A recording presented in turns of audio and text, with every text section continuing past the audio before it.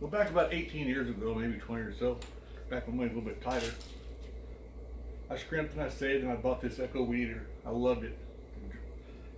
So proud of it. So, used it for several years, and one day, something stupid finally, several things minor had finally given up on it. One day I was like, you know what, I'm through, I'm trying to weed eat the grass. Put it in the barn, left it alone, went into town, spent $125 on a weed eater. Thought, you know what, I'm never doing this again.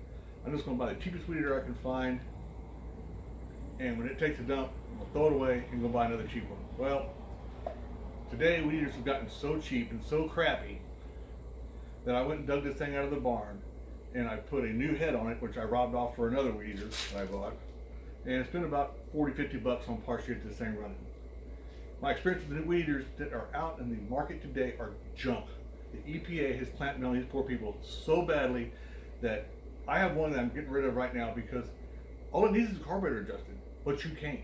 And you have to use a cutoff wheel and all this stuff and cut grooves and this and that and drill holes, and I ended up screwing the carburetor up and I had to buy a new one. I'm like, holy crap, I spent 115 bucks, I believe, on that weed eater. Carburetor's 40. I'm like, lost my time and some other stupid crap it's going to need, like fuel hoses and stuff. What am I doing?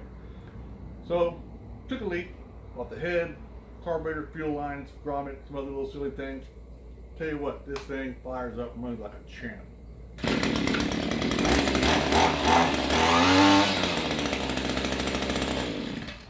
The one thing I'm glad of is that I kept it. I paid a lot of money for this weed eater. I'm glad I kept it because it's easily serviceable. Parts are still available with this thing about 20 years later, I guess. But if you can find one of these, the base engine's good, and you can get a good deal on it, I recommend you buy it if you're like me and like doing your own lawn and hate junk and can't stand the EPA. But thank you.